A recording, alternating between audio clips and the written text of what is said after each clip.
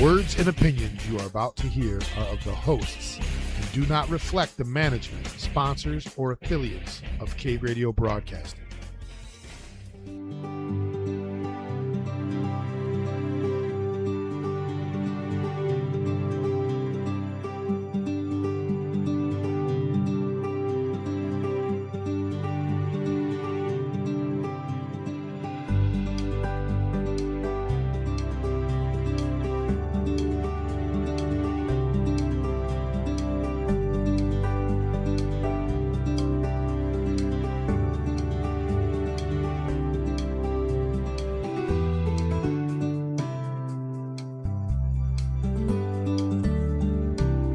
Good Sunday evening, my friends, and welcome back to our Every Other Sunday thing where we are live on www.crbradio.com.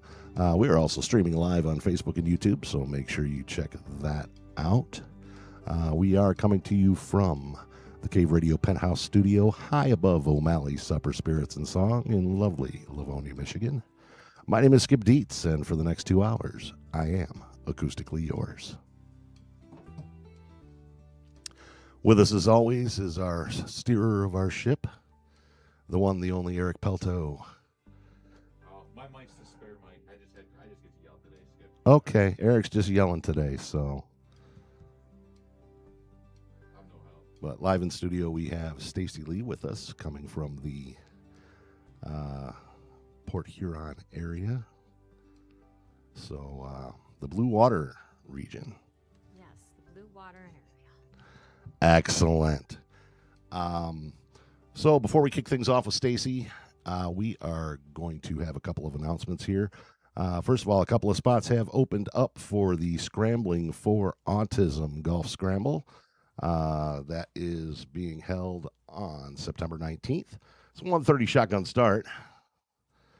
And you can register your team via the website, which is www.scramblingforautism.weebly.com.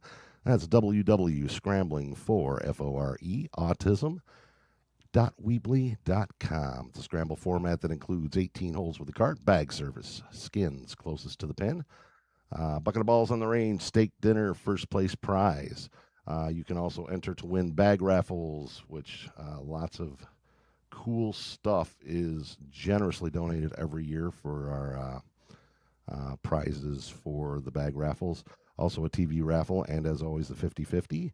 We do have a hole-in-one contest, a ball launcher, and DJ Dan Mayer will be leading the entertainment festivities. It is sponsored by Cave Radio Broadcasting, and there is still time to get in. Reach out to the Grand Poobah, Dan Mayer.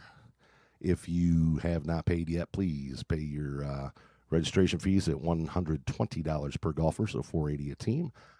You can get those fees to Dan via Cash App, Venmo, Zelle, Facebook Messenger, at the following $ Cave Radio for the Cash App. Venmo at Daniel-Mayer-13. You can pay through Zelle, imdmayer at yahoo.com. Facebook Messenger under Dan Mayer. Or you can pay right at the website. Again, that is www.scramblingforautism.weebly.com. So get those in. A couple more teams open up. We're always looking for sponsors. Sponsor a beer cart, sponsor a hole.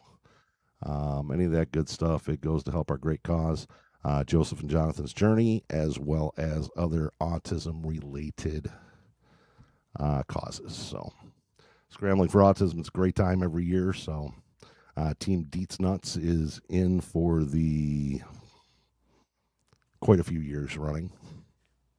We don't win. We just hit the ball a while. So always a good time, great dinner afterwards. I pretty much come for the cause and for the dinner.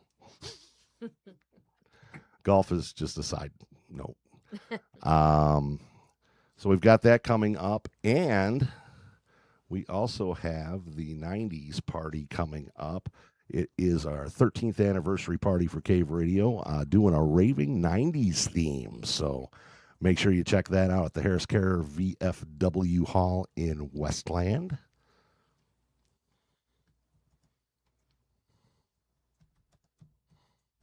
See if I can find the details here. Rave in the Cave. That's right. We're doing a 90s party for our 13th anniversary. That's right, boys and girls. Cave Radio has indeed hit puberty. Tickets are $15 pre-sale or $20 at the door, and you can use those same Venmo, Cash App, Zelle addresses for this as well. $15 pre-sale, $20 at the door.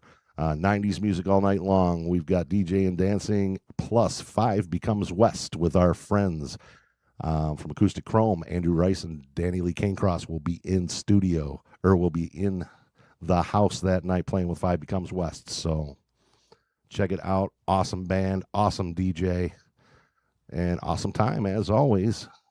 That is Rave in the Cave. Check it out. That is November 21st from 6 p.m. to midnight. And wish Cave Radio a happy bar mitzvah, I guess. So, yes, we have live in studio Stacey Lee. And let me tell you what a cool thing this is.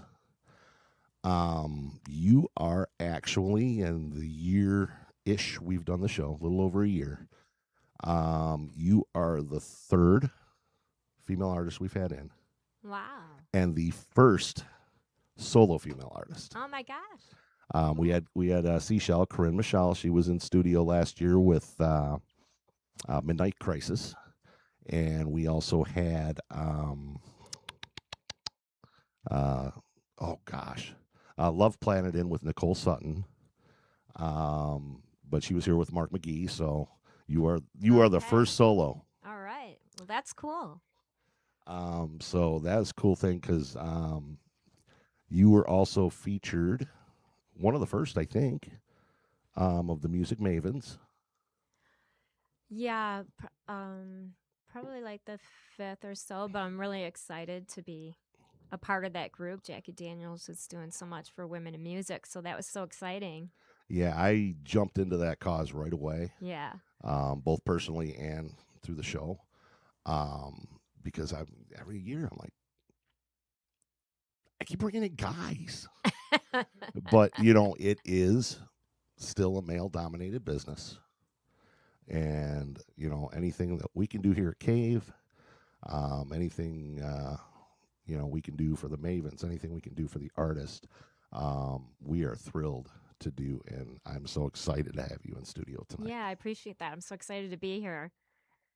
So you're from the Port Huron area. Yep, I'm out from the Blue Water area. I not too far out from Port Huron, living in the country with Nice. The best roadie ever who accompanied me here. Who is here with us tonight? Yeah, lurking. who will now be known as Pelto's Lurker. Yeah. Right. So yeah, Gary, welcome to the Cave. The best roadie is Stacey's husband, so it's awesome for him to come in and join us too. Welcome to the Cave. Yeah, and I wanted to give a shout out to Blue's dad too. He did say that, yeah, you guys were looking to have more female artists, and he said, "Hey, would you like to do that?" I said, "Yeah, for sure." So and that's what happened. So Blue's dad sent me a text. And it said, literally, "I have your first female solo artist." And then when I saw you on the Mavens, and then listened to some of your music, I was like, "Oh yeah, we've got to get her in." I was actually going for 3 of you at the same time. You, Michelle Wolf, and Jackie. Jackie and I have not been able to coordinate schedules. Yeah, she is a busy lady. She is crazy busy. She does so many things. She's out on the road right now. I think she might even be out of state right now. I'm not sure. Oh, I get tired reading her posts. Yeah.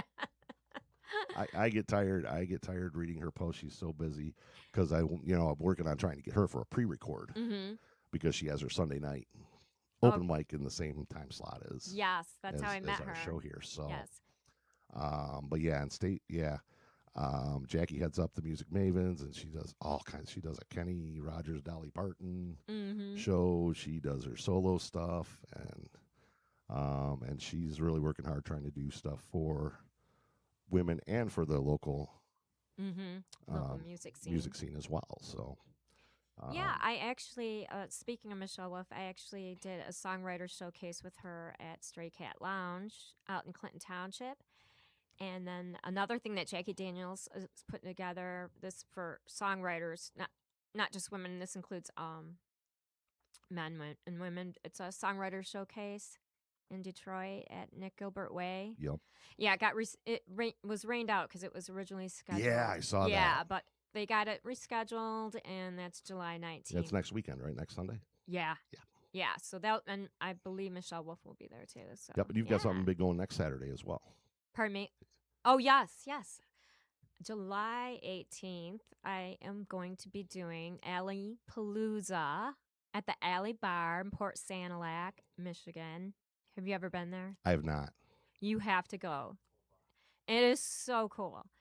You go in there. She does have like, indoor seating, but if you go down these steps down off the alley into this world of just, she's a collector. She repurposes things. Anything art that you see hanging on the walls is for sale. There's a little bus you can sit in and hang out, a greenhouse you can sit out, and then stages. So I'm excited. She's going to have artists staged in different areas, and we'll be singing all day. So that's awesome. Yeah, we've got a lot of love from the Port Huron area too. We've had Kayla Malooly. Yes. Yep. And the Gasoline Gypsies. Mm-hmm. They're real good friends of the cave, and it's so cool to see them doing what they're doing. But there's a really big pipeline in the Blue Water region for the local artists down here, and you are definitely a part of that. Yeah, and I'm glad to be a part of it. Yes. So, all right, so you're gonna tell me the story of Stacey Lee and when did it all begin? Well, let's see. I've always been wanting to write songs, like Stevie Nicks. I heard Rhiannon on the radio, and I was just like, what is this? So I've always wanted to do that. And then of late, I was in a band. We were like doing a trio, and that kind of broke up. And then I'm like, where do I go from here? I did the classic rock scene and stuff, and I thought, you know what, I've always wanted to give a push to my songs and stuff, so I just a couple years ago just decided to do that and just started really pushing my own songs and trying to connect with other singer-songwriters. So I started doing that, I think, 2 years ago, and it's just been really taken off, and I'm just really happy. So it's just one step at a time, and I just keep moving forward. That's awesome. And we can find Stacey Lee on all the platforms. So I'm on, I do a Facebook page, Stacey Lee Music, and then I have Instagram, Stacey Lee Songs. So right now I'm just kind of babying those two, but I have a single coming out July 24th. It will be released to all streaming platforms, and the single's called Make Me Bleed. So I'm really, really, really excited about that. I wanted to give a shout out to Romeo Gold Studios and Christian and Luke from Non-Professionals. I don't want to butcher their last name, so we'll just call them Christian and Luke. But they're in a band called the Non-Professionals, and Christian produced the song, did some guitar, and Luke did drums. And I just was blown away what they added to the song, and I'm so excited for everyone to hear it. So that is awesome. And that song's called again? Make Me Bleed. All right, Make Me Bleed dropping July 24th. So that is right around the corner. That is a little less than 2 weeks. Yeah. So Friday after next. Yeah. And then I'll be going back in the studio July 22nd with Christian again, because I just love what they add to songs and stuff. I just feel like they really have a clear vision of what you want, you know? So I'll be going in there and doing another song. So hopefully getting that out in the summer too. So That is awesome. So check that out. A single dropping on July 24th and a new single in the works. Yeah. So when did you start becoming interested in music? In music, oh my gosh, my mom said that before I could walk, I was singing, and there's all these notes that she loves when her dad sings. And when I was little, my dad and we would be in the basement and we would sing, Mac Davis songs, and he got me into like Charlie Rich and Jim Croce and the Eagles and all of that. So yeah, he loved to sing too. So that's when I really got into it, and I started writing songs. When I was 5, but I wrote this song called Puppy Love about my poodle. But my brother was like, "Please, no more." I can't really remember the song. It was terrible and cheesy. But So you're like a prodigy. yeah, right. Wrote your first song at age The 5. poodle song, yes. I couldn't write my name, but at age 5. But no, my story's a little similar. My mother used to tell me. So we had this beat up old early '60s Chevy, um, plywood on the floorboards, and my mother would put me in the grocery cart, the shopping cart, and the car had an 8-track player, and my parents had one 8-track tape, and it was Charlie Pride Yeah. and Johnny Cash. And my mother used to say that she would put me in the cart and we'd walk through the grocery store. The whole time I'd be singing the song "There's Nobody Home to Go Home To." And my mother said, "My gosh, you just made us look like the poorest family in Canton." Yeah, Which Canton in 1973 is not what Canton is today. right. But yeah, that was when I asked the question, when did I start? And yeah, I was like 2, 3 years old in the shopping cart. I couldn't say my name, but I could recite lyrics to the chorus of a Yeah. song. I have good memories of like one where to like it was a 1970 Dart, olive green, and I remember I love that car. And yeah, like I said, I was driving with my mom. And it just had the AM radio, and yeah, Rhiannon came on, and it was just like I was just blown away. And then I remember too, like when that Rumors album came out. I don't want to age myself, but so shouldn't be telling these stories. No, we went to Kmart. Remember Kmart? It rings a bell. Yeah, and I wanted to get the Rumors album, and then also my mom. I remember going there and her saying, "You can pick 145 out," and I was like torn between On the Radio and Daydream Believer. I think Anne Murray might have redid it after the Monkees or something like that, and I did pick On the Radio. That is Yes. awesome. Yeah, I had. So there was just recently a survey on the Cave Radio page, asking our followers what your go-to record stores were didn't see back that. in when you were young. And well, mine, growing up on the north side of Redford, so I was like 8 Mile and Beach Daily, hop, skip, and a jump from downtown Farmington. So I pretty much lived at the Farmington and Livonia Mall Harmony houses. Yes. Also Sam's Jams in Livonia. And the other place I put down was Kmart while I was there getting my Trax tennis shoes.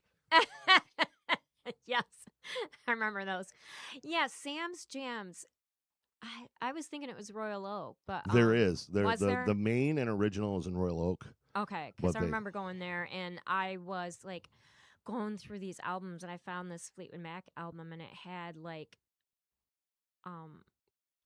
a different edition, and it had these longer cuts and different mixes. I was so excited when I found that album there. I was like, and I bought all these the Motels, these albums from Sam's Jams. Yeah. Yep. Harmony House was our spot for Record Town. records, Record Town, for records and concert tickets because they were a Ticketmaster outlet Mm-hmm. back when people could afford to go to concerts. Right. Yeah. But in fairness, though, to the artists, I mean, that's how they make their money anymore. Because, in order to listen to music, if you weren't making mixtapes on the radio, you had to buy a record. You had to buy a cassette. You had to buy an 8-track. You had to buy a CD, and the artist got some of that money. Now, everything's streaming. Everything's online. Right. So for the, pennies per play, Yeah. that's how they have to make their money is doing the concerts and merch. Right. Yeah. So that's why that's so expensive. But on the other hand, it does price out a lot of people. But then a lot of people do find a way to do it. So, Right. but I will tell anybody that, it's cool to download and stream. And, if you can see a good show at a reasonable price, okay. But, God, go see the local artists.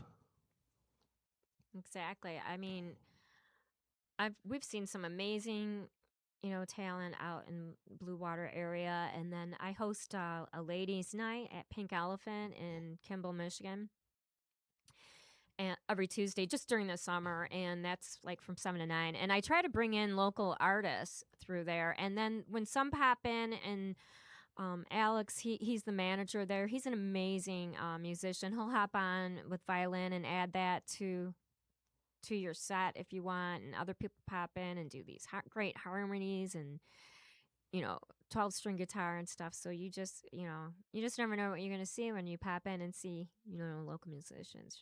You gotta support them. Yeah. I've talked over and over about the great places around here. New Hudson Inn is an amazing sound system. My friend Andrew Rice runs the open mic there. Dan Prekup at the Wheel Inn in Highland. Jackie and her show in Clawson. Mm-hmm. I was able to get out and see her at one of her shows.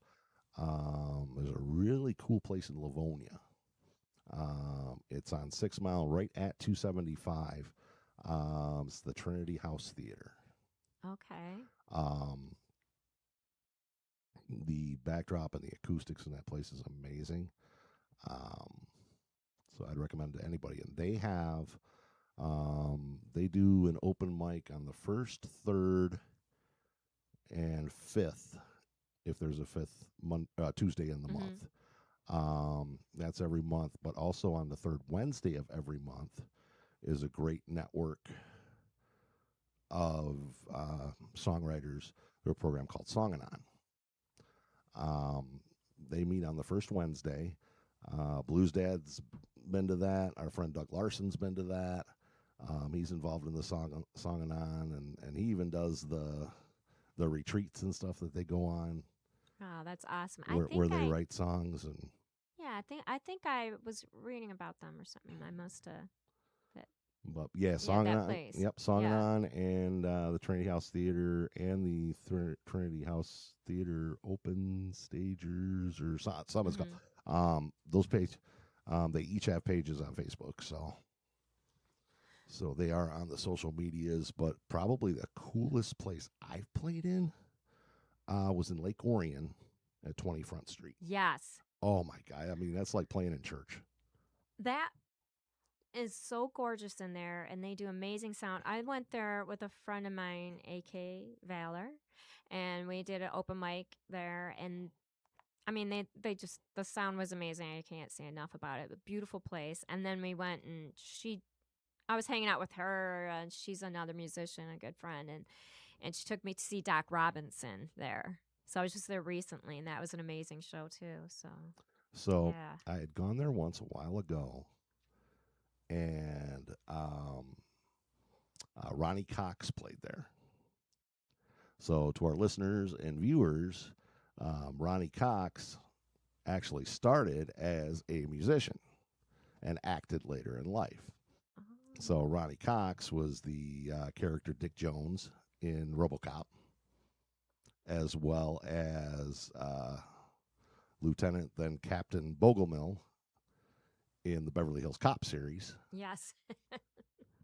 And but I never knew he was any kind of musician at all until I saw him in the last season of the Nashville TV series.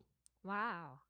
Yeah, I didn't know he was a musician. I didn't know that. Had no idea, but yeah, and it's cool because you can go backstage at 20 Front Street and you can see all the posters of everybody who's played there. And it's just a small, quaint listening room in downtown Lake Orion. But the sound's amazing. Our friends here at Cave, or our friend Bill Arnold with One Ton Trolley, he does a lot there, as well as the master of ceremonies for the events, L.J. Smalls. But great people and an amazing venue to play. That's probably the coolest place here I've played. So where is the coolest place you played? The coolest place. Well, I mean, I did get to do a little set at 20 Front Street. So that I would say that was one of the coolest places. I played at Raven Cafe out in Port Huron. I think that's just neat because it's like Edgar Allan Poe themed Okay. restaurant, and so that's pretty cool because that's like one of my favorite authors and poets. So yeah. So if you could play anywhere, in any venue, where would you want to play?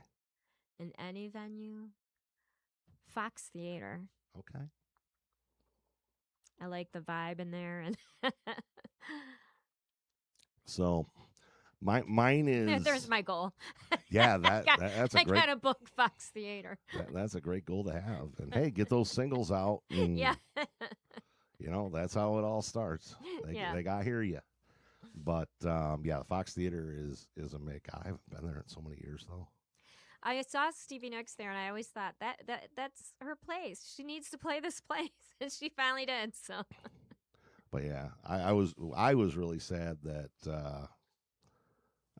Billy Joel had his medical issue. I know, because he was supposed to come to Detroit with Stevie Nicks. Mm-hmm. And that is actually probably a concert, and there aren't many of them anymore. But that was probably a concert that I would probably suck up and come up with money for tickets for. Yeah. There's a cool, I'm thinking of like little venues, like there's a cool place in Lexington, the Lexington Village Theater. And a lot of tribute bands come through there because, like, I never got to see Prince live, but there was someone doing a tribute, Prince tribute there. And that's a really cool place too, like that cool vibe in there, like a Fox Theater or 20 Front Street. And yeah, we've seen some really good bands come through there. So okay, all right. There's a goal for me too. Book that. Book Lexington Village Theater. So yeah, when I was, gosh, I had to be 19, 20 maybe.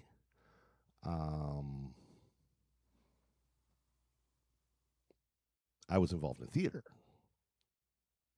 So I actually did a couple of shows at Trinity House when it was still a stage theater. Mm-hmm. But I went on this tour with for the Man of La Mancha, and we toured. We started in like Sheboygan, Charlevoix, and then made our way up through the UP. The Calumet Theater was amazing, and then they had a fire. Oh no! Not too long ago. But yeah, playing, doing theater in the Calumet Theater was pretty awesome. Way up north. So that would be a cool place to play. Yeah. For me. So hey, we are live at www.crbradio.com.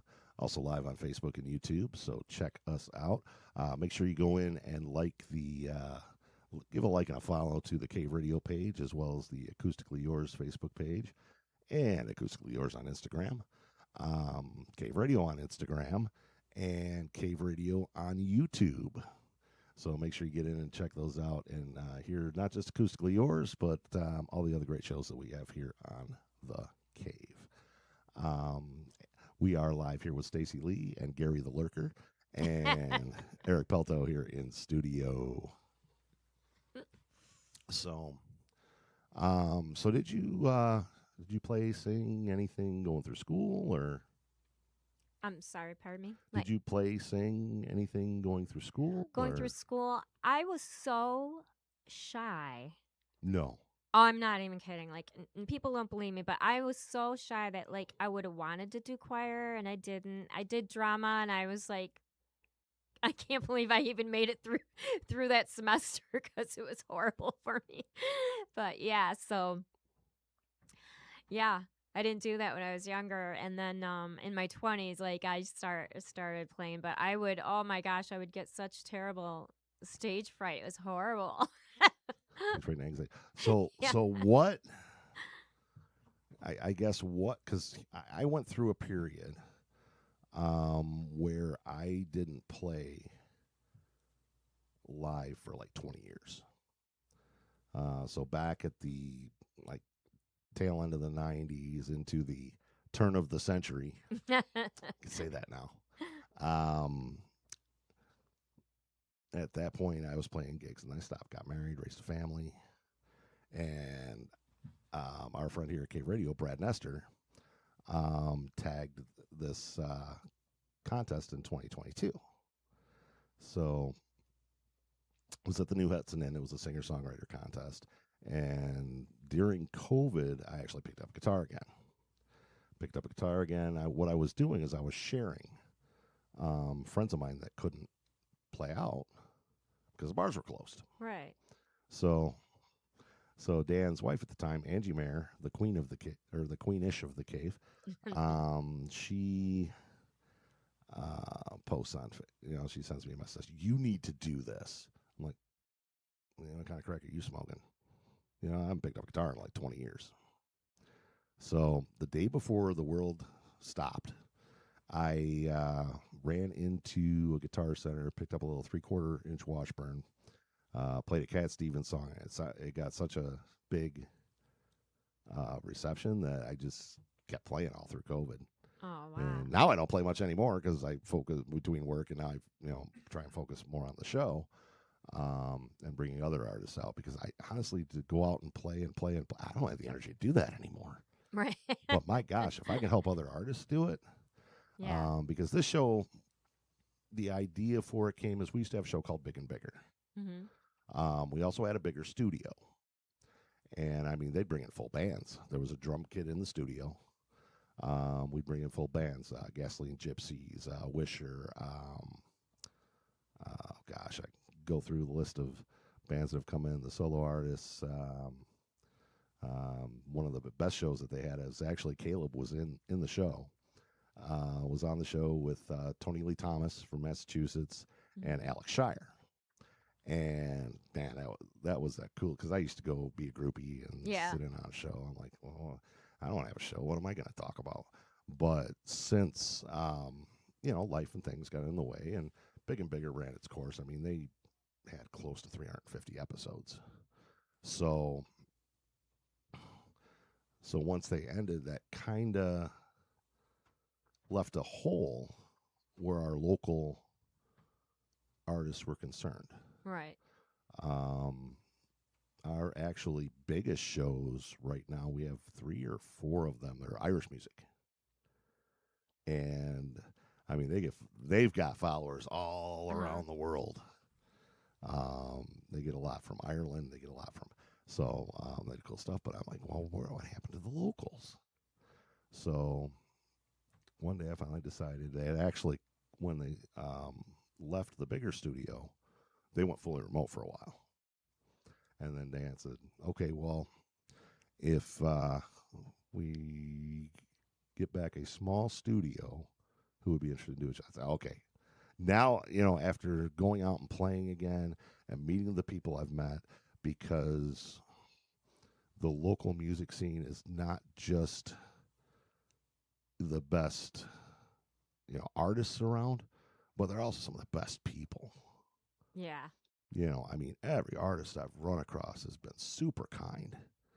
And as a matter of fact, I'm actually going to record something with Doug Larson That's in awesome. his little garage studio, or in his sauna studio. That's awesome because I had Doug Larson out to the Pink Elephant. He was one of the featured artists I had. Yeah. Oh, Doug's such an awesome guy. Yeah. Really nice person. And I met him, Blues Dad, Midnight Crisis, Vince Smith, all these others. I actually met them at New Hudson Inn. Okay. And then I branched out a little farther, met more people, and then word of mouth, and then, hey, you should have this person, and hey, you should have this person. And I've gotten to meet so many people, and every one of them has just been the kindest people. So this has been a really cool thing for me to meet all of you awesome people.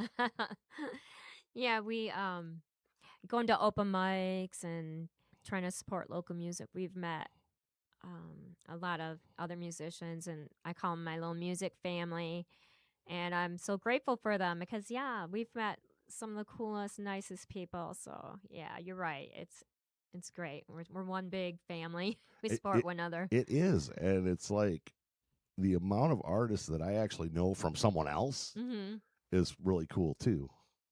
Because I'm looking at it and saying, well, how do you know this person? Matter of fact, our guest next episode, Jason Legusky. He actually works with my ex-wife. Oh, So we were at, I think it was the 300th anniversary party, or the 300 episode anniversary party of Big and Bigger. And Jason comes up to me, because I'd known Jason from the cave. And Jason comes up to me and says, hey, do you by chance know a Shannon Dietz? And I said, well, I married her. Does that count? Yeah. And it's like, whoa, his mind was just blown. That we had known each other for so long, and he had worked with Shannon for so long and never knew. Right. It's just kind of cool thing. So just the networking and the people that, wow, how does this person know that person? And it's really cool. So we are live at www.crbradio.com, live in studio with Stacey Lee, Gary the Lurker, and Eric Pelto. I love that. Yeah, that one's going to hang for a minute. Yeah. Yeah, that one's going to hang a minute. Gary's like, look, man, I'm just a roadie. I'm just here to hang out. A little muscle if you need it. Yeah. You know, in case someone comes barging through the door, Blues Dad, you better knock first. Right. I know I'm supposed to make a T-shirt that says "Best Roadie Ever," and then when we have the music family, and then when Gary's not around, like there's always someone like, I'll help you with that. I'll help you. Like if I bring heavy equipment and stuff, and we're like, look out, Gary, there's another someone's in the running for Best Roadie Ever. You're gonna lose your spot. but it is kind. Yeah. Roadies take that business. Yeah. But it is kind of cool that that this is a road that you can travel together. It is. We've had so much fun together, and I am so blessed and lucky. Like he supports me just like no other. I mean, he goes, "Oh my God, I feel like I'm on tour." We're going all over the place, but we've met cool people and we've had a good time. So I'm really blessed to have him. So how do you juggle the real life, music life? Oh my gosh. It's crazy because I work, full time and yeah, it's just crazy. I mean, I have this huge calendar I keep on the board right when you walk in. I got it in my phone, and I'm always like, he's always like, and where are we going and what are we doing? It's like, but like I said, this is my heart's passion. I just really I'm giving it my all right now because I would have loved to a while ago. I didn't, but so now's the time. So yeah. Yeah, because you're not out playing like once a month. You're busy. Oh yeah. Yeah. Oh, I wish you could have at least put a camera on, dude. right. Yeah. Because the facial the facial reactions are awesome. I know, because especially like next weekend's gonna be a little crazy for us. because I do want to I want to go out and support one of my friends that's playing out, and then I'm gonna do that Alley Palooza, and then I'm gonna go downtown. Not for myself. We're going to this Edgar Allan Poe pop up, and then the next day I am going to go do the songwriter showcase. So it's I think 4th of July weekend we stayed home and we kind of just chilled, and then we went out and saw fireworks with our friends, and then the next day I laid around and read a book and hung out with my dog and my cat. Just kind of took it easy. Yeah, because that's a tough schedule. Yeah. I mean, you're young and you can handle it, but Yeah. I mean, an old guy like me, ooh. And see, with me, I don't have that luxury like a Blues Dad, Doug. They're retired. Right. I'm not there yet. It just keeps them busy. Yeah. It's like, come on. Yeah. Because I've run into situations where I find myself, oh my gosh, show Sunday, I don't have a guest. What am I gonna do? Yeah. It's like, oops. Yeah. Oops. You get busy, you get busy with work, and it's tough. Yeah, I was saying to the lurker over there that I'm like, oh my gosh, I need an after. I think I had a Friday off for the holiday weekend. I'm like, I spent hours just I was getting guests ready to and scheduling for that the Pink Elephant and getting flyers done for that, and you're just constantly working it and reaching out to places, booking things, and it's just it's like a whole nother full-time job on top of that. It is. But I don't know, maybe in September I might take some some downtime because I want to just get really recording too and get a lot of stuff out there. So I'm just pushing it right now for summer, I guess. Yeah, it's what I've found from a lot of the guests I've come in here, summer is busy and the holidays. Yeah. Do you do a lot on the holidays?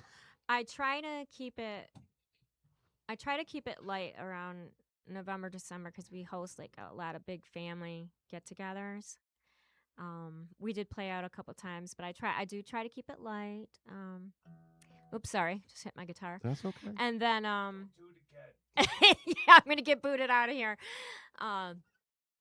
But then last year, I gotta give out a shout out. I guess there's a little story to this. Green Barn Winery. It's I guess they consider it Wadhams. They're off of Wadhams.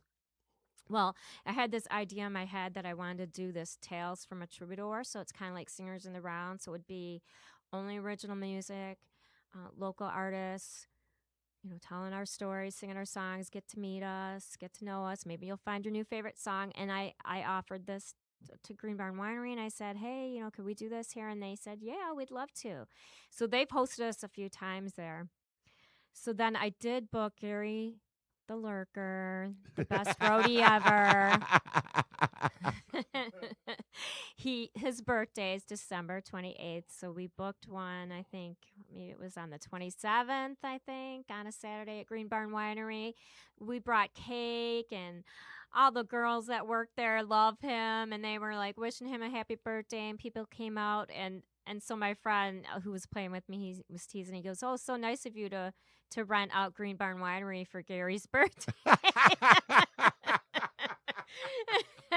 Oh, that's fantastic. So I got a feeling these T-shirts might be changing. Yeah.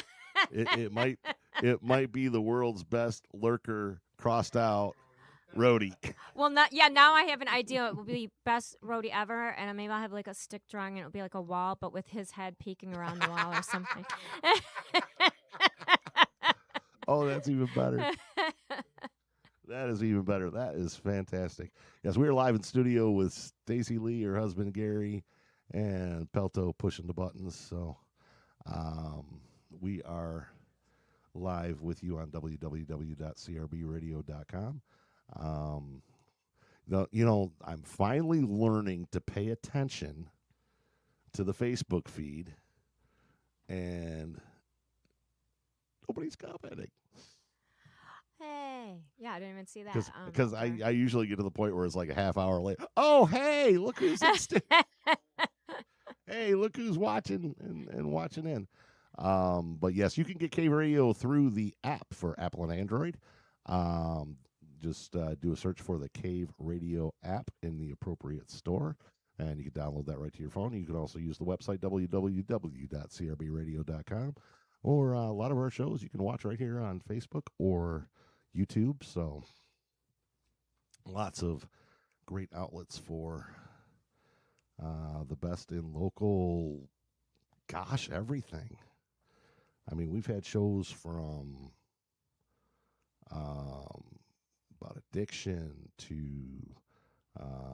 comedy shows to we have 3 or 4 Irish music shows that I mentioned. We have this show,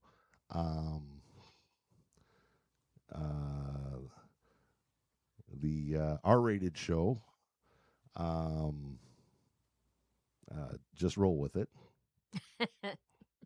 So if you listen to that show, they're about a Tuesday a month, which is actually how the Cave got started.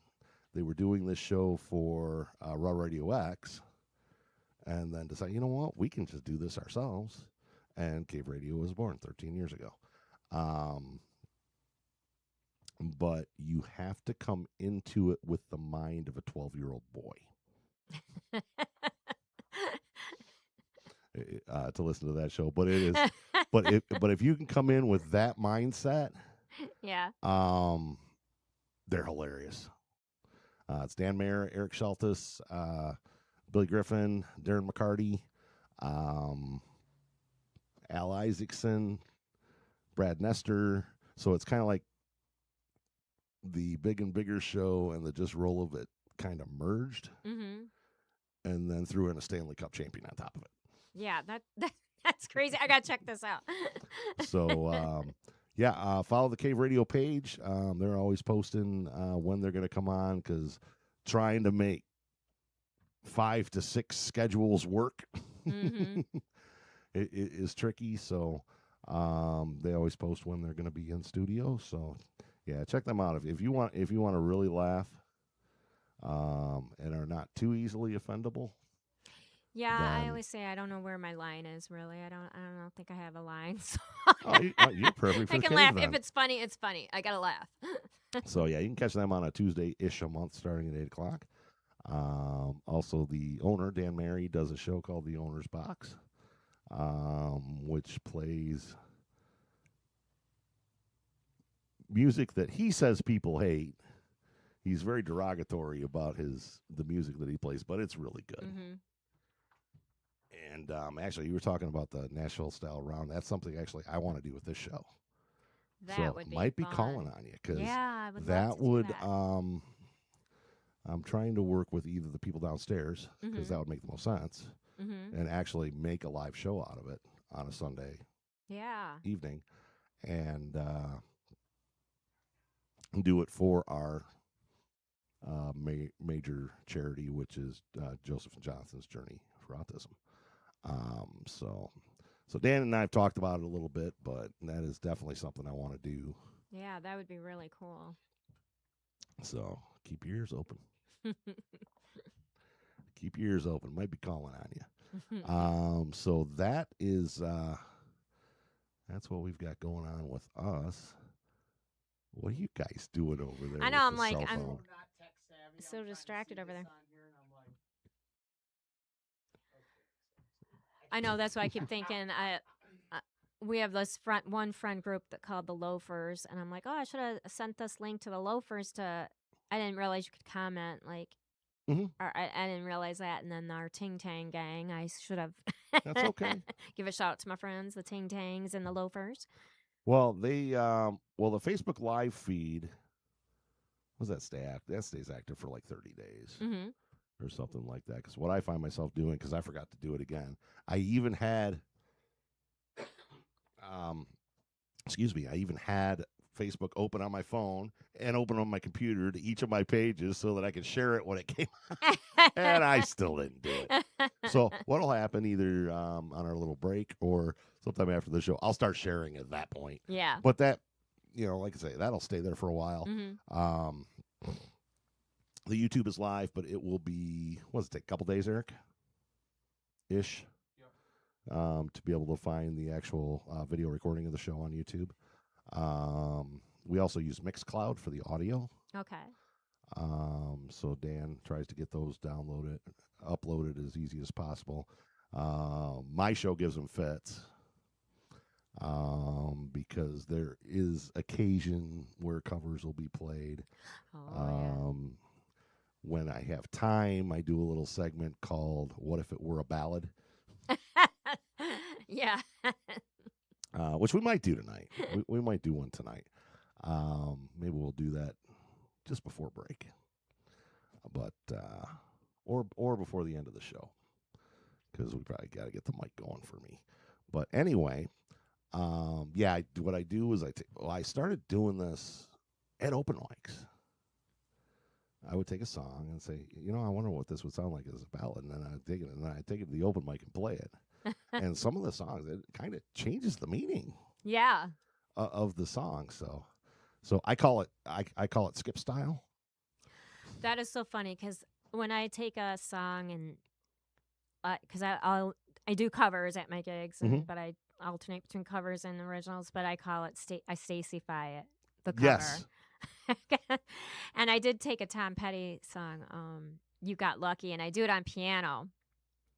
And I got a lot of compliments on that because they said I've never heard it sound so haunting before. But so I know what you mean because you're taking something and when you turn it into more of a ballad, you can really change the vibe of it. Yeah, it'll change the whole vibe of the song. I did one to I think it was the first time we did it. I did the Whitney Houston song, "I Want to Dance with Somebody." And it's in real life, it's this Right. happy party song. And it's like I'm doing it in my way, and people feel sad that this poor guy can't get anybody to dance with him. Aw. So yeah, we've done that here on the show. But now, so you play guitar, you play piano, and you do both out live. Yeah. Yep. So I like to mix up my set. Like I'll probably I start off like with 5 guitar songs or so, then I'll switch to the keys and do like 3 or 4, and then pop back on a guitar and stuff. So yeah, that's been fun. And more work for Lurker Gary. Yeah, more work, more heavy equipment for him. more stuff for Gary to lug around. Right. Do you carry Stacey in too? That would be funny. Just carry her right in, and I'll get on a dolly. You can and plop her on roll me in. stage. And oh my gosh, that's too funny. So,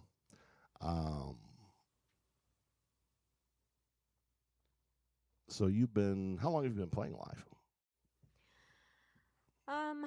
Let's see. Well, back in the day, I was in a classic rock band, and so I did that for a few years, and then took a long break, and then I would say really like maybe in the last 2 or 3 years. 3 years, I guess. When did I start doing this? Because I was in this trio, but we only played like a few gigs and stuff, and then I started really working on open mic, trying to get rid of those jitters. And that was like really, I played piano all my life and wrote a lot of songs on the piano, and then switched them to guitar, but I had never really played piano out live. So in the last 3 years, I guess it was, I started really taking that keyboard out and practicing that too, and doing songs. So that's really been fun. So I like to go to I call it my home, my open mic that I started out and met a bunch of people with. That keeps my nerves at bay, just constantly playing out and stuff. So yeah, my stage fright, I should say. Yeah. But stage fright, I like that a little bit because I still know I have that enthusiasm and that I want to do really good. And I think it kind of helps the performance sometimes. Yeah, I tell you, the first time I shook so much. Mm-hmm. And, and you lose lyrics and you lose. So there was I think the last contest I did, I might be a little OCD, maybe just a little itty bit. Uh-huh. So I made it to the finals of this contest, and it was won by an amazing kid by the name of Blake James. Look him up because he's going to do some things. 17-year-old kid at the time. Now I think he just finished his freshman year at Ferris State, where he's majoring in music and music management. Okay. So he's going to take care of his own career. But, I mean, his kid was amazing. So I get up there. And it was kind of one of those everything that could go wrong went wrong moments. So I first of all I draw. Oh, you're first. Yeah. So I start getting up there and battery's dead in my pickup. Oh no. So buddy runs out to his car, gets a battery. Brings I get the battery and okay, I'm ready to start. I'm just about ready to play. All of a sudden, emergency vehicles, sirens, lights everywhere, like literally right in front of the bar. So I get through my first song. We have to do 3. So by the time I did all that, I got the end of the song. Drop pick in the guitar. No kidding. I did everything but break a string. So, yeah. So I get toward the end of the song. So now I'm finger picking, okay? And that is the one thing I wish I had learned when I started playing guitar. Because I'm and then I get toward the end of the song and start, digging for that and getting another pick out. I drop the guitar. Oh, my God. So guitar goes crash. And I was just totally blank. I couldn't remember my name. Yeah. And I was like, well, just one for me. And I mean, I knew I wasn't going to win. Right. But it was such a cool experience to Yeah. play. Because I didn't expect to make it that far. The reason I did, it was when they were doing all the construction on 96. Heading straight out, straight west. And it was such a bear to drive on a Monday in rush hour. It's about a 20, 25-minute trip for me with regular traffic. Well, it was over an hour on Mondays. And, I work on Mondays, so I don't get off till 4:30 or later. And to try and get out there. So they were doing the preliminary rounds on Sundays. Okay. Traffic should be better. I'm off every other Sunday, so this was before we started doing the show. And I should have time to do this. So I drive out the first time. I just want to see how long it takes me to get there. That's all I did. And, I sat and listened a little bit. And then, okay. The next week, I got stuck working late. Couldn't make it. The following week, I go. So this is like week 3. And here I'm thinking there's like 7 weeks of preliminaries. So it's like, cool, I can go play for like 7 weeks. Because I hadn't been there on a Monday because the construction traffic was so terrible. So this is cool. It's like a bonus 7 times to play. So the second week I go. I qualified for the semifinals, which means I couldn't play those other 5 weeks. So I couldn't come back and to play until I could go back and watch, but I couldn't go back and play until the semifinals because I was already in. So it's like it blew my whole thing. Right. So, blew my whole idea gone. So I got to play like 3 extra times. But and then the semifinals, they narrowed it down to 6. And then they decided the closest. They were so close. We're going to let 8 in. I was number 7. So I'm thinking I'm done at this point because, my nerves are like, oh, I don't know. I don't want to do this. I just wanted to come out and play a few songs and like go home.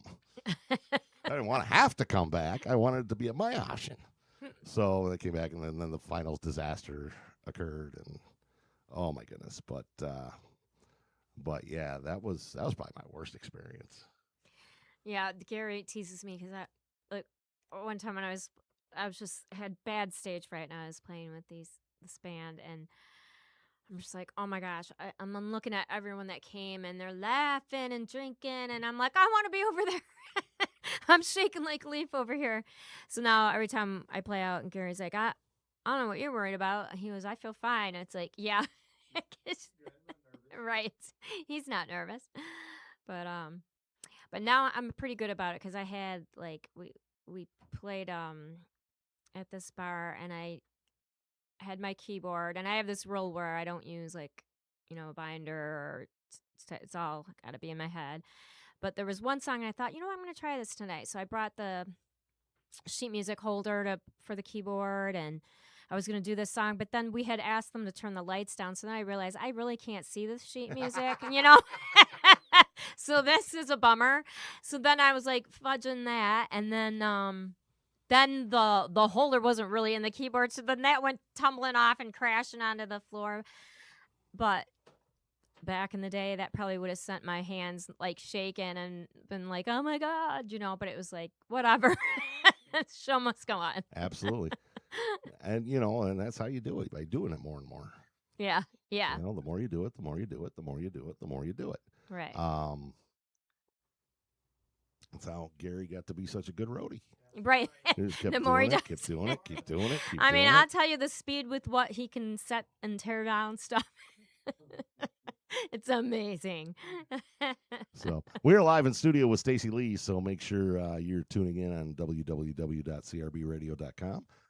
Also live on Facebook and YouTube, so there's no excuse to not see or hear us right now. We have her husband, Gary, and I'm not going to say it. Yeah. And, of course, our unmiked engineer, Eric Pelto. It's better this way. That beard is still looking sharp, bro. It really is. So, yeah, Eric trimmed his beard not too long ago, and he's like Viking man. But yeah. No, Last Kingdom, that's a great one to watch. Eric's the best. He deals with my crazy crap. Like, we're gonna take a break now. He got me. You are the worst. He got me through my first show, because the first show was supposed to be just kind of an introduction of me and what the show was going to be about. And I had been through everything I had to say in like 20 minutes.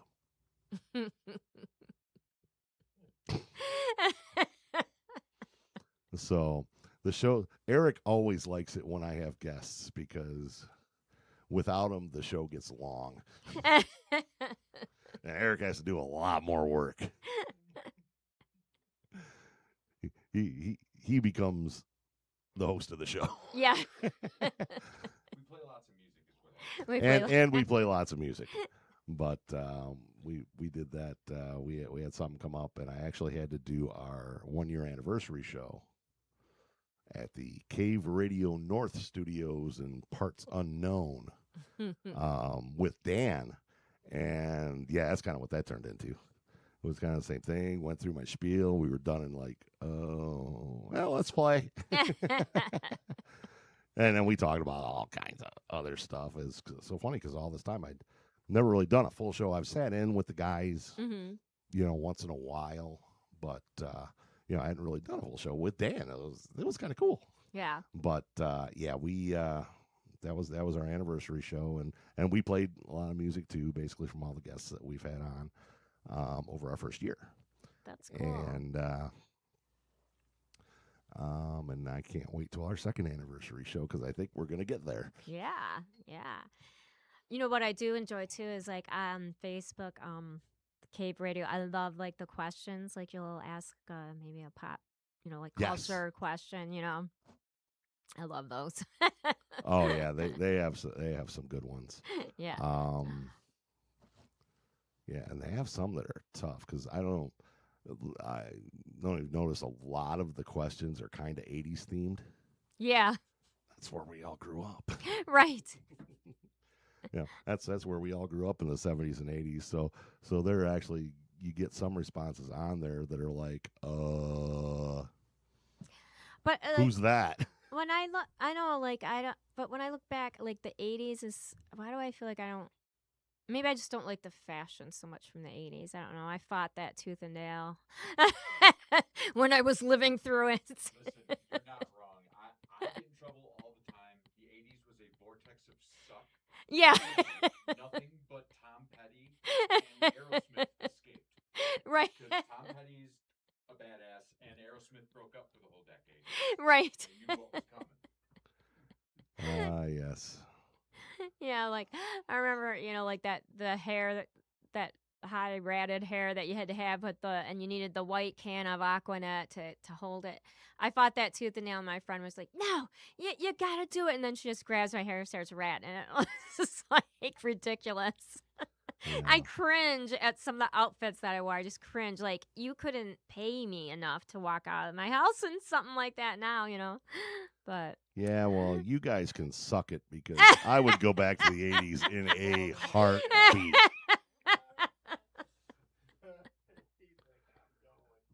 To me, the 80s were as iconic now as the 50s were when we were growing up in the 80s. Yeah.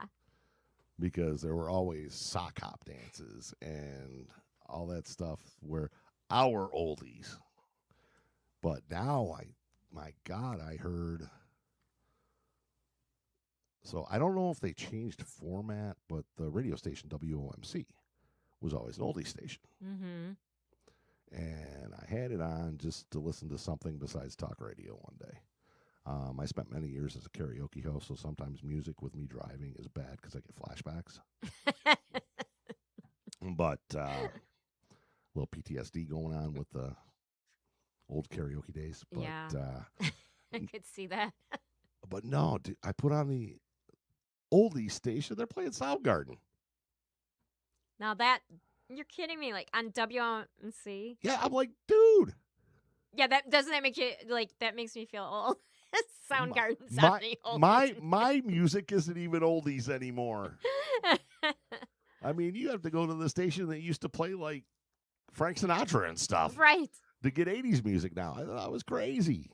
But see, I wouldn't mind popping back into the 50s for a while and 60s. I love like Buddy Holly and listening to Frank Sinatra and Dean Martin. I love that. So I think that'd be cool. Not to mention, we always talk about the cool cars they had back then. No, I just answered a Cave Radio survey question for the what's your favorite guitar riff? That's Johnny Be Good. Oh, yeah. You know, does it really start like that? I mean, that's kind of where the popular era, I mean, they'd been doing it in R&B for ever and ever and ever and ever and ever. Going back to, Sister Rosetta Sharp and Earth Tharp and all of those, John Lee Hooker and, even B.B. King and all, all the blues and that. But, that's kind of really what brought it, like the Chuck Berrys that brought that to mainstream. Yeah. Yeah, definitely. I got to jump in here with my Chuck Berry not conspiracy theory. Listen, I have a suspicion that Johnny Be Good was like originally this 7 to 8 minute long, like Bob Dylan like epic, right? And he took it in, and the studio was like, "No, we're not doing this. We're not recording it. We're not putting it on the radio. None of that." 2.5 minutes long, in and out, and that's it. And he's like, "Oh, okay. So this is why Johnny Be Good and 5 other songs all sound exactly the same. Not because he kept writing the same song. It's all one song. It's all different. It's all different parts of this long, huge epic of the story of Johnny Be Good. Then you just have to go and put all the songs in the right order to figure the story out. It's like Chuck the Musical. Yeah. Chuck the Musical. Yes. I love that. And I'm going to be sitting down now trying to piece this You should. 10-minute song. You should. God, I thought you were going to say that he stole it from Marty McFly. via his cousin Marvin. Right. But it was Marvin Berry, your cousin. You've been looking for. So, Oh, that's too funny. but I lived the 80s but the 50s and 60s Yeah. and I had a good time though, like growing up in the 70s. I have to say, I still love the Bee Gees. I think they are amazing songwriters. It's like, I actually want to take one of those songs, I think, and I'm going to Stacify it. I've But done it. I had a fun time. Like, my grandparents had the coolest basement. It was all done, and he had a nice bar there, and he'd be behind the bar, wiping the bar with his towel. When the 80s came and Cheers came out, we started calling him Coach. Nice. But but I learned to disco down there. My aunt had a friend, and she was really into the disco scene, and I remember being down there all dancing to Staying Alive. So yeah, when I was growing up, I was in the open. I was disco bad and beats bad. But now when you look at them now, I mean the writing, the vocal range, they were amazing. Mm-hmm. And how much Barry Gibb looked like Jesus? I actually post every. I made a meme that I post every year. It's a picture of Barry Gibb. I think I might have seen. And I call him Sweet Bee Jesus. And I always say Happy Easter from Sweet Bee Jesus. I'm staying alive. Oh my God. Have you seen, I love when Jimmy Fallon and Justin Timberlake, they did the Barry Gibb talk show. Mm-hmm. Isn't that is hilarious too. Like, I love that. Yeah, they. But no, have you seen the video of the little kids dressed with the wigs and bald caps and everything to look just like the Bee Gees? Their mustaches and goatees are drawn in, and you got to do a search for that. The little Bee Gee kids, they are amazing. The little Bee Gees kids. Yeah, I call them the little Bee Gee kids. Okay. But check them out. They are amazing. So we know Stevie Nicks as an influence. Mm-hmm. Who else you got out there that influences you? The band called Concrete Blonde. Her voice is so deep. Sometimes, like some people thought it was a guy singing, but she, Jeanette Napolitano,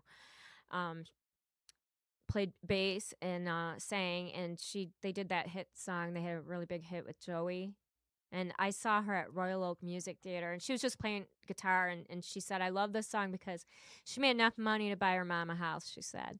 But that was the band when I did this Make Me Bleed, that I gave an example to the guys that were going to produce it. Like, this is what I want it to sound like, and have, like, they just have like a really cool vibe. You just know it's them when you hear them.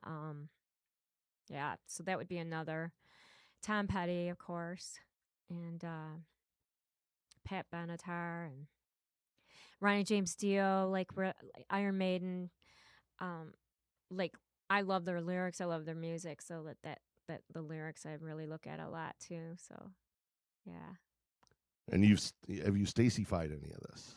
Stacey-fied? Have I? I have definitely Stacey-fied some Stevie Nicks and Tom Petty.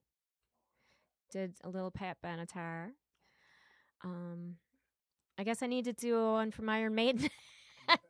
Because that was funny. When growing up, it was like Stevie Nicks was like my favorite and a solo artist, I guess we could say, and then Iron Maiden. So I was like two opposite genres there. And my mom, for my birthday, my mom and dad got me an Iron Maiden album, and then I wasn't feeling good, and I didn't go to school, and she's like came in and she's like, "Is there anything I can do for you?" And I'm like, "Can you put my Iron Maiden album on?" Sure. So yeah, so I was I was hairband and um started in the rap thing a little bit because that was cool with the advent of the breakdancing and all that stuff, and I wore the parachute pants The and swish, swish, swish. with all the pockets Yeah. and all that stuff. I tried breakdancing once and well, I broke. You broke. Yeah, you broke yourself. But no, I was closet. I was closet country music because country when country wasn't cool. I mean, that was she wrote that song for me. But that's what I grew up with. So I grew up with Kenny Rogers was my mom's guy. She would have left my dad for him. So it was a lot of Kenny Rogers. It was a lot of '80s country. It was '70s country. It was my dad was significantly older. So my dad was like Herb Alpert and the Tijuana Brass. He was Gene Autry. He was, and the Rat Pack and all that stuff. So that's what I knew. So I didn't know, I'd heard of Kiss.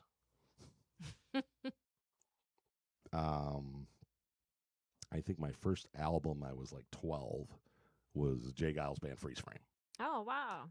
That was my first Mhm. album. But other than that, it was all country stuff.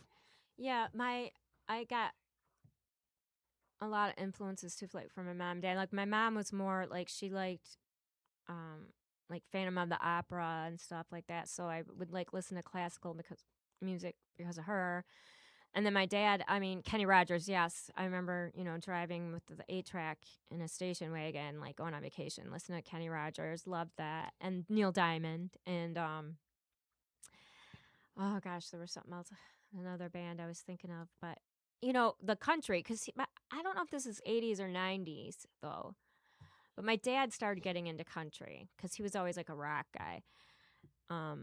And so then I started listening to a lot like Garth Brooks, Lori Morgan, and Tanya Tucker, and Clint Black, Brooks and Dunn, Alan Jackson. So I would say I'd be influenced by that too, because I have a lot of songs too that may have like a country tinge to it, and that's probably why too. But yeah, one of my first songs that I started writing again during COVID, it was our friend here at the Cave, Brad Nestor.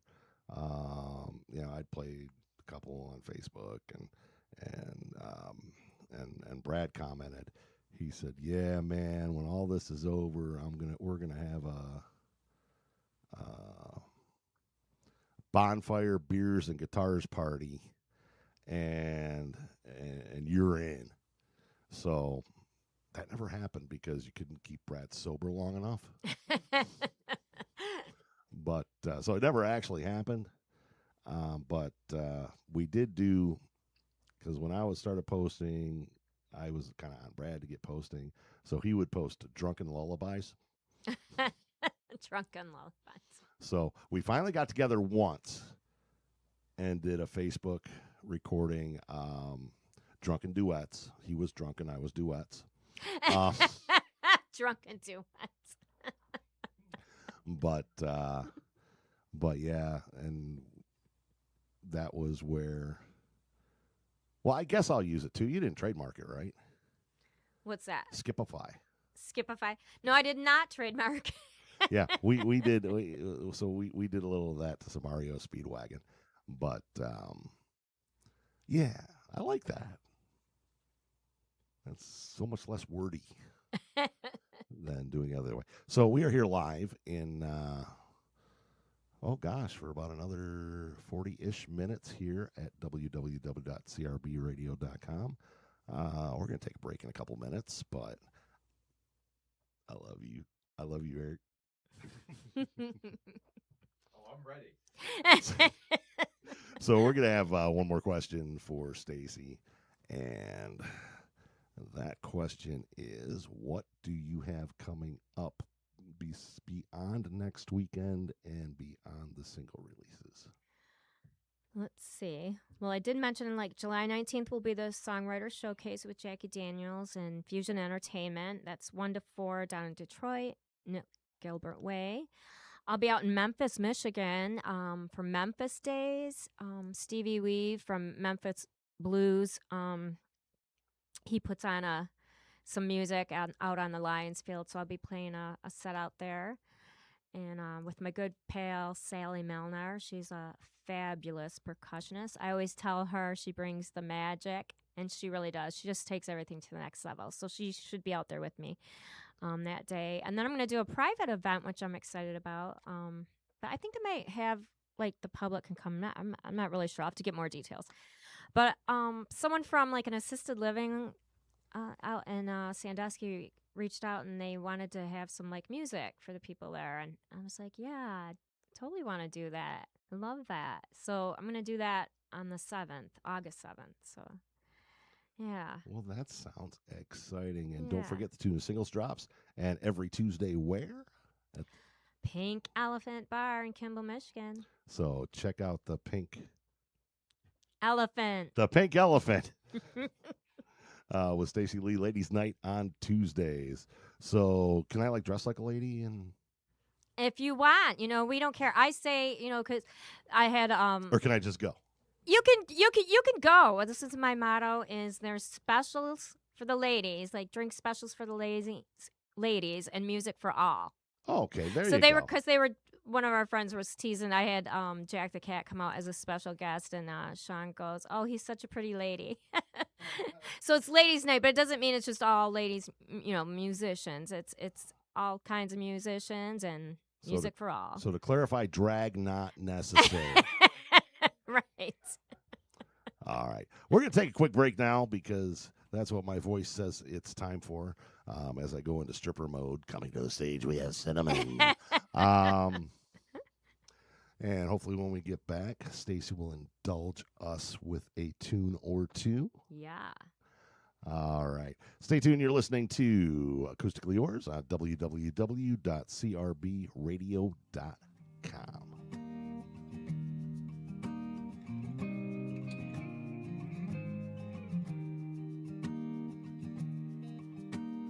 "33 turns and a needle can't say how 33 years of life feels a waste. And I want to come home and I want you to stay. Take me down from the shelf with purpose for me. And I'm singing, oh,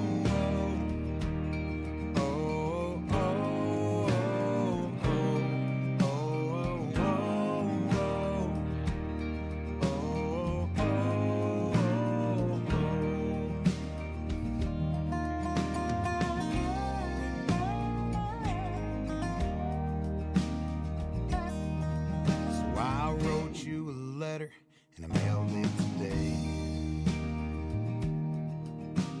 with all of the things I've been meaning to say, 'cause I know I'm to blame for excuses I made. You know time and the Lord will bring a man to his knees. And I'm singing,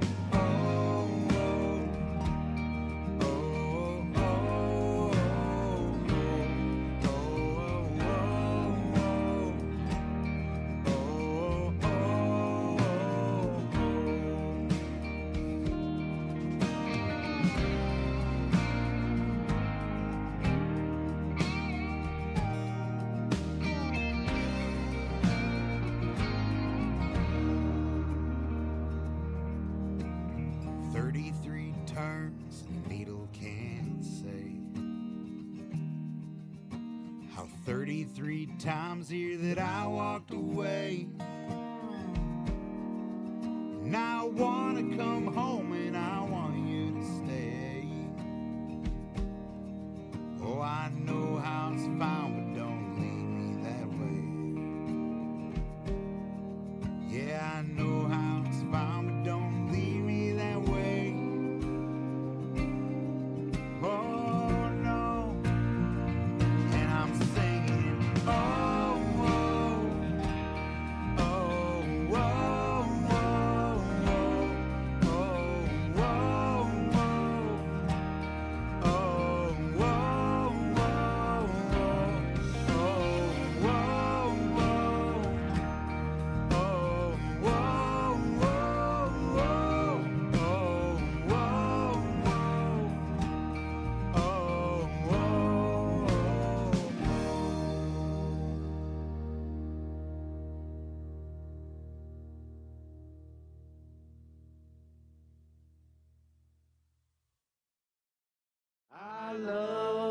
an evening of laughter and meaning, where the stars lead us back home.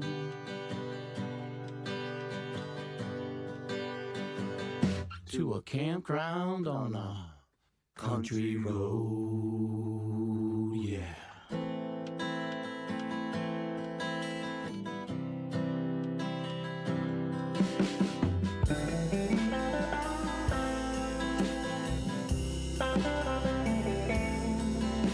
There were big tents and small ones, and an RV named Large Marge. And I met a guy named Redbird, and a couple from Chicago. She laughed at all the right parts of my song, and we both smiled as a young boy danced along.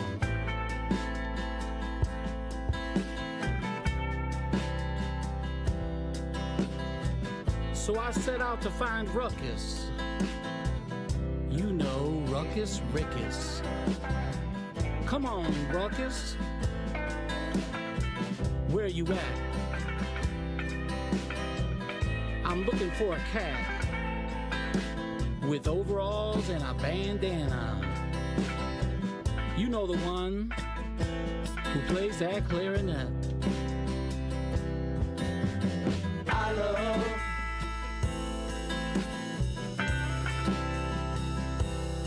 I said I love.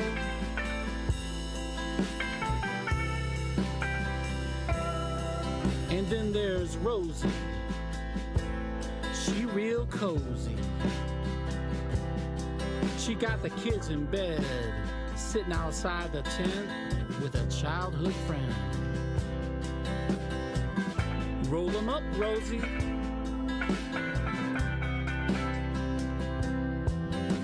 So I look up in the sky, I can see the Big Dipper. Then I hear someone cry, Nikki got her hair stuck in a zipper. Her tent's so small, she can barely get in. She got her hair up in a bun, and it got stuck again. I love an evening of laughter and meaning, where the stars lead us back home.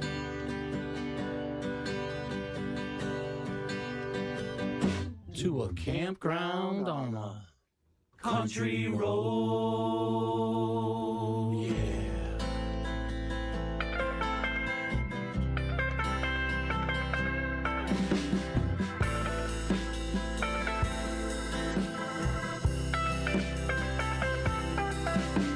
On Father's Day, I saw a man playing chess with his son. And I got to play in the beer tent with Adam Gottlieb. He was Seeger, and I was Brunsey. And after the show, I gave my CD to Cliff, the sound guy. And I said, hey man, here's something to remember me by. And Cliff said, trust me, we all gonna remember you. Is that good? Or should I be singing the blues? I love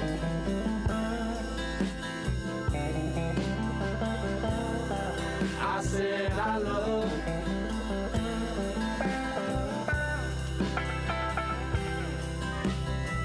and I can't wait to get back to mine. But I hope next year about this time I'll be camping under the same old apple tree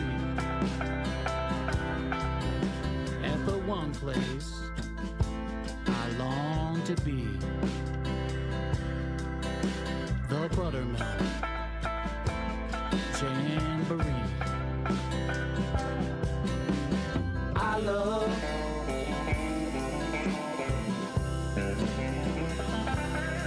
I said I love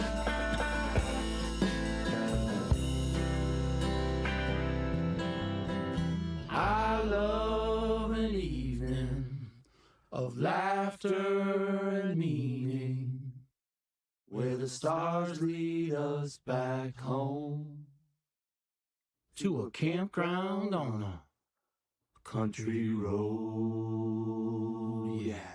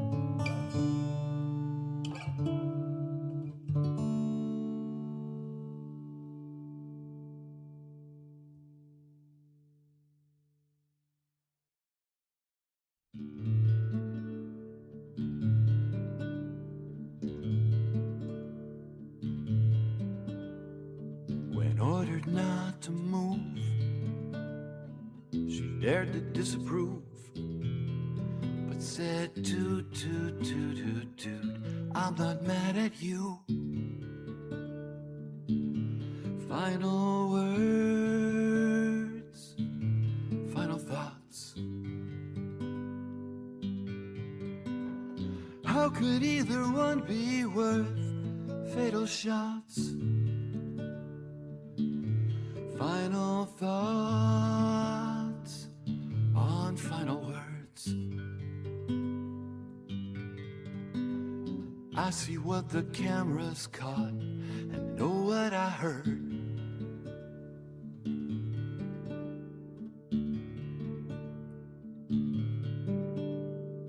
A body down and dazed by goons who pepper sprayed.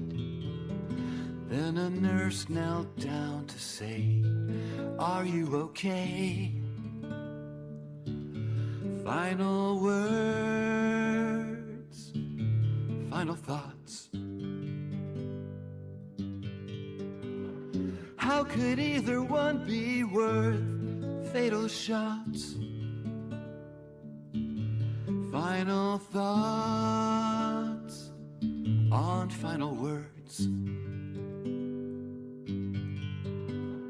I see what the cameras caught and know what I heard.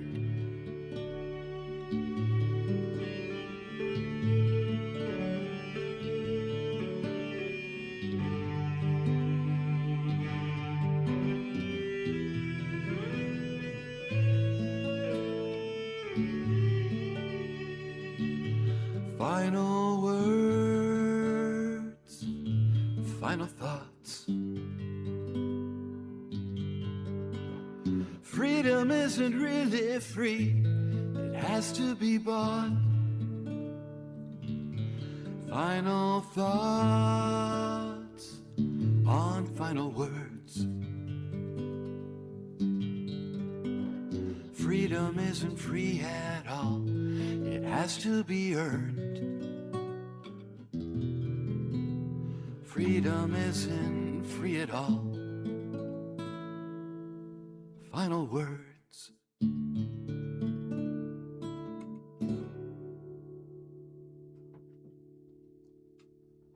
All right, we are back here on Acoustically Yours. My name is Skip Dietz, and we are here live with Stacey Lee, Gary the Lurker, and our main man, Pelto. So we haven't done this in a little while, so we're going to try a little episode of a little segment that we used to enjoy doing called What If It Were a Ballad? So this one is actually a song that I took and made a ballad on purpose. A good friend of mine growing up in high school.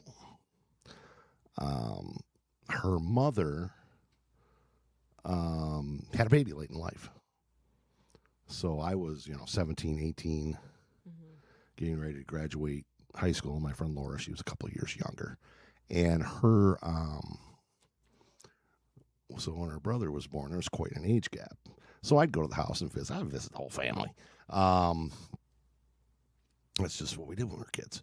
So I'm sitting there and I'm holding the baby. And every time I saw the baby, I would, the Bobby McFerrin song, Don't Worry, Be Happy, was popular at the time. And I would just sit there, don't worry, and he would just Adam would just light up. Unfortunately, Adam passed away about a year and a half ago. Oh, I'm sorry to hear that. So, he was a single dad and trying to do it. He was a girl dad, so we had that in common because I have two girls. So I actually did this on purpose to make a slow song and kind of a dedication to Adam. Boy, I wish we checked this before we started the show, Skip.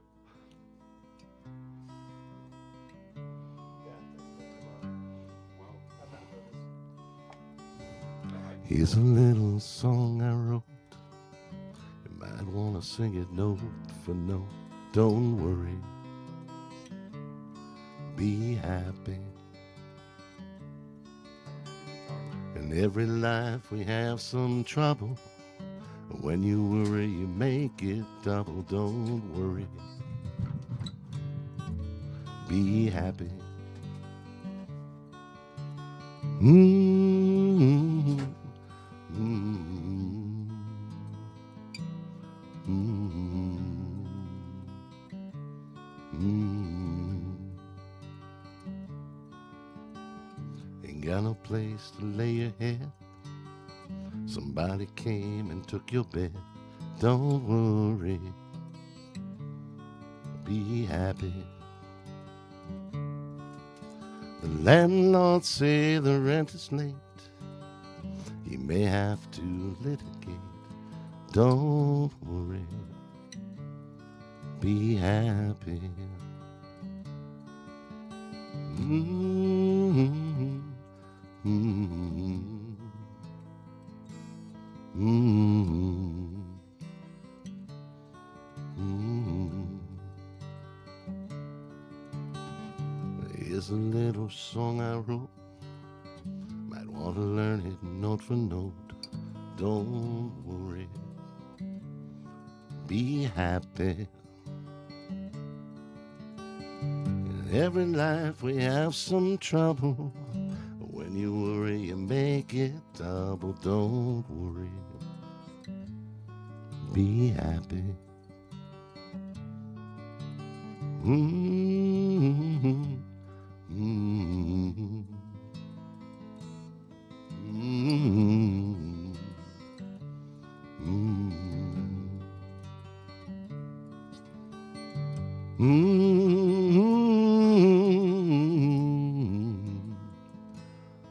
Don't worry, be happy.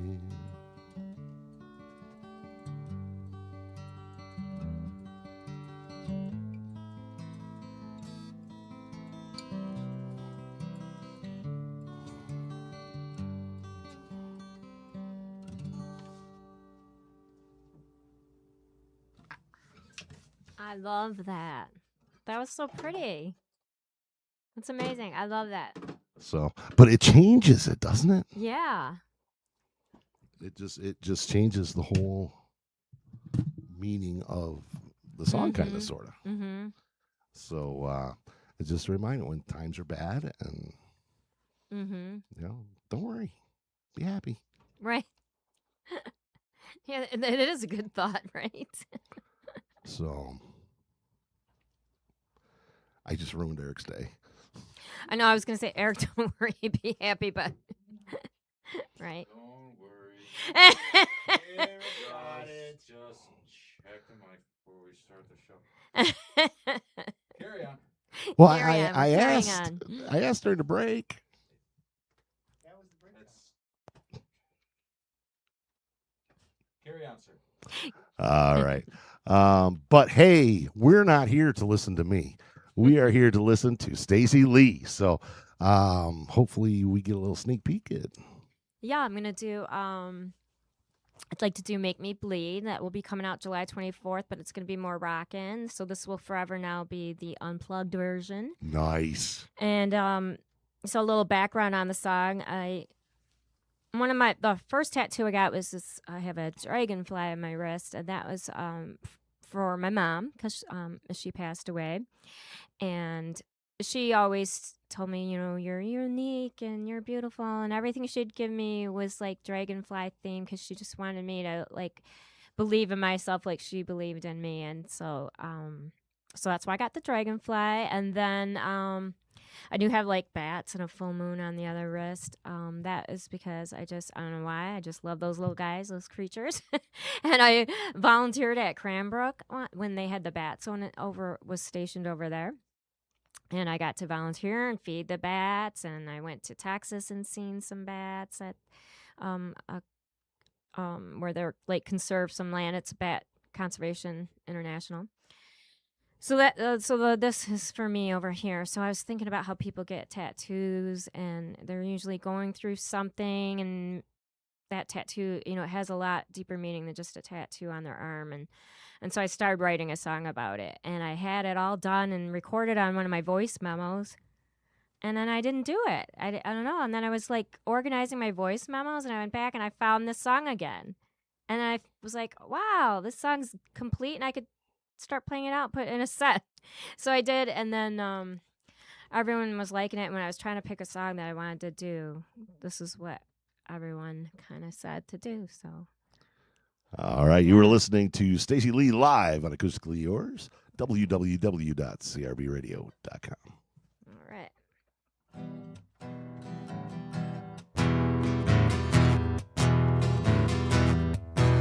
When the road gets too tough,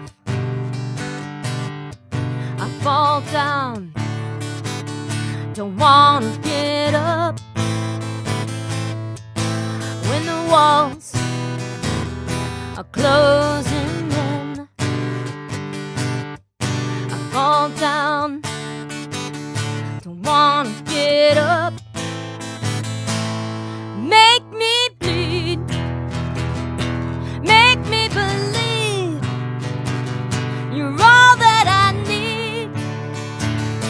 Make me scream, you make me bleed. Stain my skin, let the memories live on me. You make me bleed.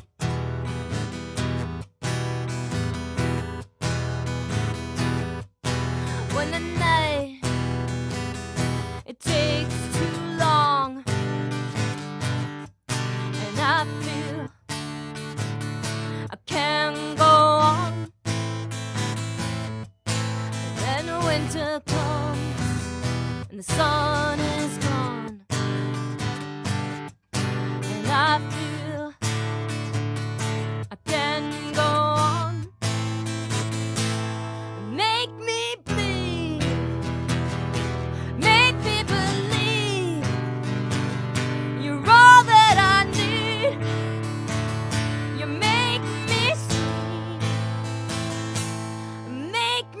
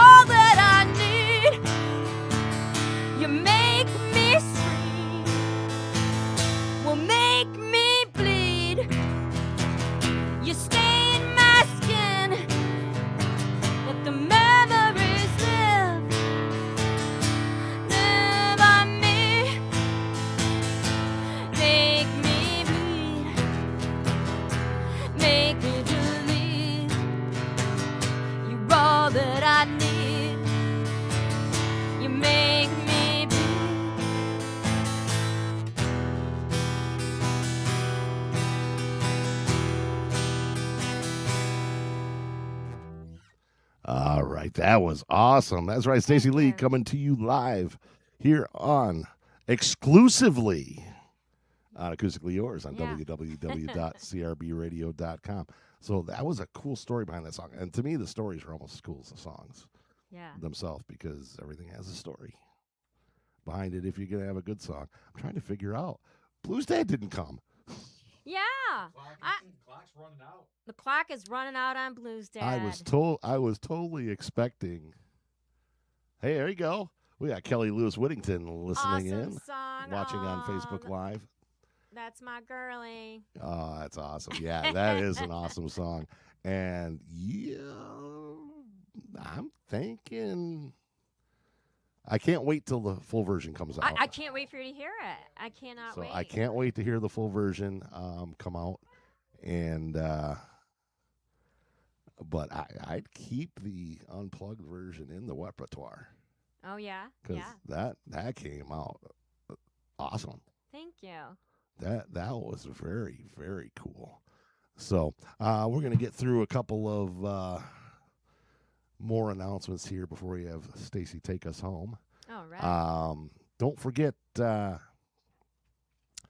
we've got the Scrambling for Autism outing in September. Don't forget to attend the Rave in the Cave.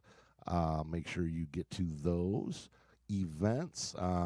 You can get with Dan Mayer to take care of the dues and the pays and all that stuff with that. Once again, November 21st, Saturday night, from 6 p.m. to midnight is the Rave in the Cave party with DJ Dan Mayer and Five Becomes West. Scrambling for Autism is September. Oops, that's on my other device. There we go. But that's coming up in September, so make sure you we are looking for a couple of teams. It is 210 golfers, 54 teams. It is an amazing 54 time. teams. 54 teams, Wow. 216 golfers, something like that. All But yeah, right. it's a huge event. Tons of fun. Lots of raffle prizes, the bag raffle, the TV raffle, the 50-50 raffle,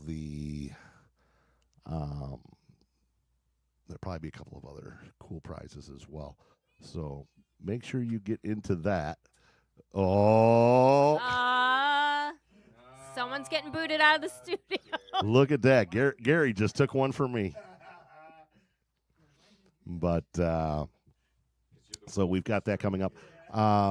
We will be back here with you on Acoustically Yours in 2 weeks. So that'll be July 26th. Night Sky Alumni has been back in the studio. So Jason Longuski is going to come in and let us know what he and Night Sky Alumni have been up to. So Jason Longuski coming in at 6 o'clock on the 26th, which is our next episode. And always looking forward to it. Jason, he was my first guest. So I did the first show June 1st of last year, where we just kind of did the synopsis of what the show was going to be. And then we did a Father's Day show, because the next episode was Father's Day. And I'm like, do I really want to do Father's Day? And Yeah. well, I should. I'm just starting it. So actually, Jason and I both brought in our daughters, Aw. and we made it into a Father's Day special show. That's cool. So Jason hasn't been with us since then, so yeah, he's coming back in for our next episode, and we've got more good stuff coming in August. Blues Dad's coming back in October for the Blues Off. Michelle Wolf's coming in October, Mhm. so we're gonna have a good time there. The blues off. I'll make sure I Yes, check the that out. Blues Off. Jason, so the story behind that, I'm going to be real quick because I still want you to play. The story behind that is that Blues Dad had just won the KV Radio Fan Vote Award for Favorite Solo Artist. And, in discussion about Blues Dad, and Jason's like, I've never heard of this guy. I've never seen this guy. I bet you I can out-blues him any day of the week. So... I'm more Blues Dad to just Yep. And that was back in December.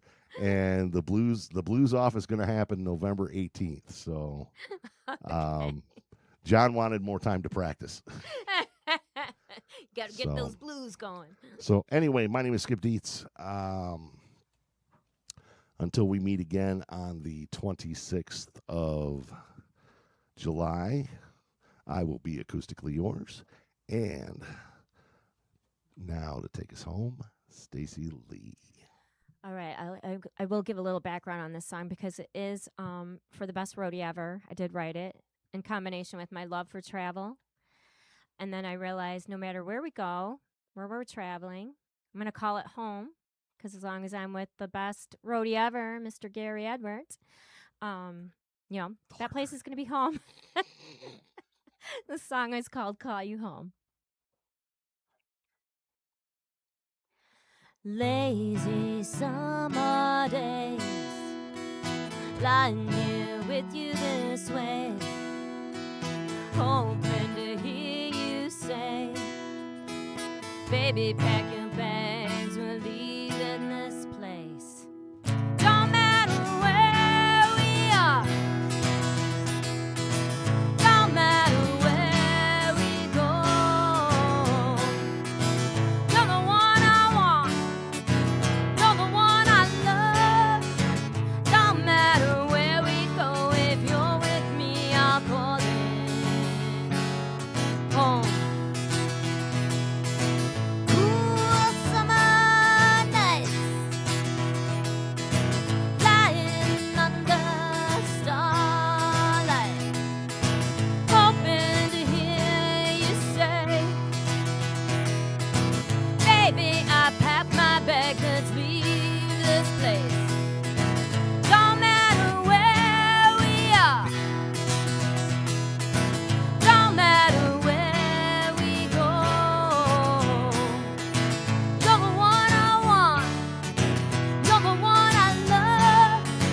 Don't matter where we go, if you're with me, I'll call it home.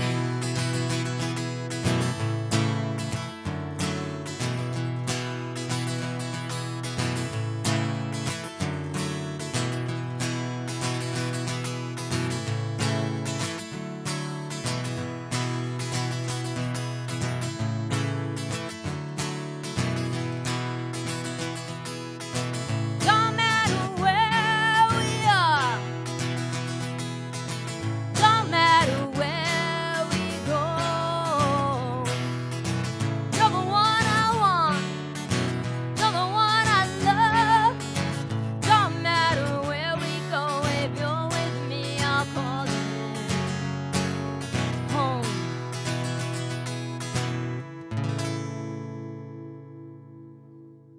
All right, well, look who just popped in the nick of time.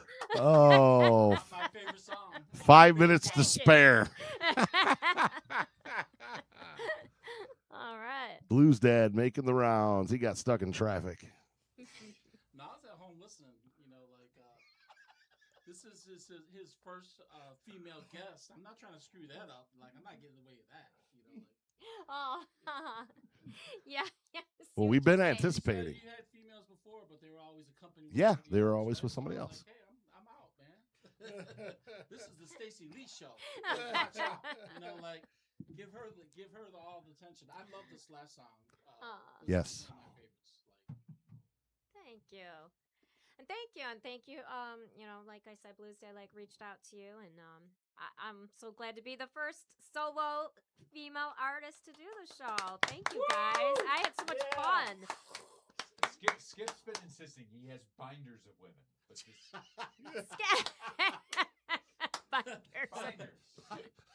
Okay. Problem is, they haven't taken my calls since 1993. Are we talking about a little black book or binders? Binders. Okay. Let's just make that Mainframe. clear. All right, boys and girls. We'd like to thank Stacey for coming in and for Gary for joining her in the shadows. You know, with the bat tattoos and the bat story, are you like Batman? Yeah. Yes. All right. And always a pleasure to have Blues Dad stop by. I know it makes that long trip out of his way to join us every once in a while. So thanks to Blues Dad for coming in. Next week we have next episode, July 26th, we got Jason Longuski coming in from Night Sky Alumni to let us know what they're doing because they're back in the studio. So until then, my friends, my name is Skip Dietz, and I am acoustically yours.